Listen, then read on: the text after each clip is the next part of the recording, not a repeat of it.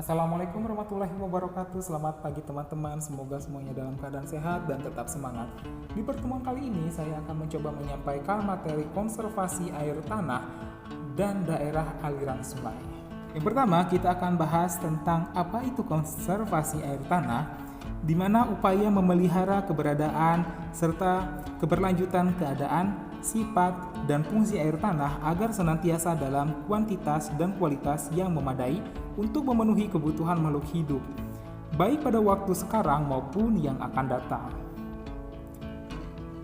Konservasi air tanah antara lain mencakup: pertama, perlindungan air tanah dapat dilakukan dengan menetapkan kawasan lindung air tanah pada suatu wilayah cekungan air tanah atau kawasan sempadan mata air.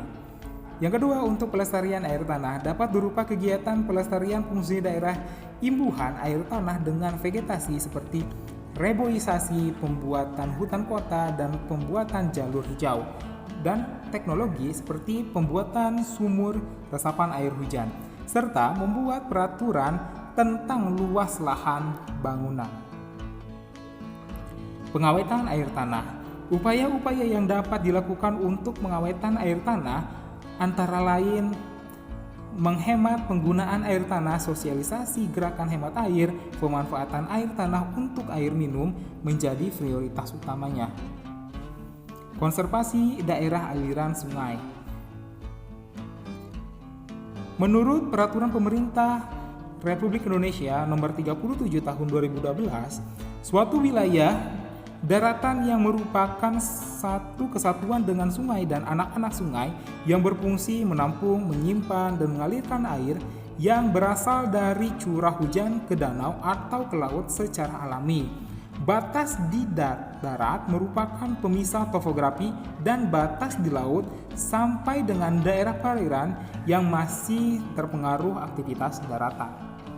Upaya-upaya konservasi daerah aliran sungai. Adanya konservasi secara vegetatif, yaitu penghutanan kembali lahan-lahan hutan gundul, penutupan lahan terbuka dengan penanaman tanaman penutup, penghijauan pada lahan terbuka dan berlereng curam dengan penanaman pohon-pohon, penanaman dengan cara melajur sesuai dengan garis kontur. Kedua, adanya konservasi secara mekanik, di mana normalisasi sungai, pembuatan saluran air terasering di lereng curam dengan mengikuti garis kontur, pembuatan selokan atau saluran air, membuat sumur resapan. Kerusakan daerah aliran sungai. Pertama, penebangan hutan yang berlebihan terutama di bagian hulu daerah aliran sungai. Yang kedua, pembuangan limbah berbahaya. Limbah-limbah yang mengandung bahan kimia dapat berasal dari limbah domestik, limbah industri, pengolahan lahan, dan lain sebagainya. Yang ketiga, berubahnya saluran drainase dan sungai karena adanya pengendapan hasil-hasil erosi dan pembuangan sampah oleh masyarakat ke seluruh saluran tersebut. Terima kasih sudah menyimak materi di pertemuan kali ini. Semoga bisa bermanfaat dan sampai bertemu lagi di pertemuan selanjutnya. Wassalamualaikum warahmatullahi wabarakatuh.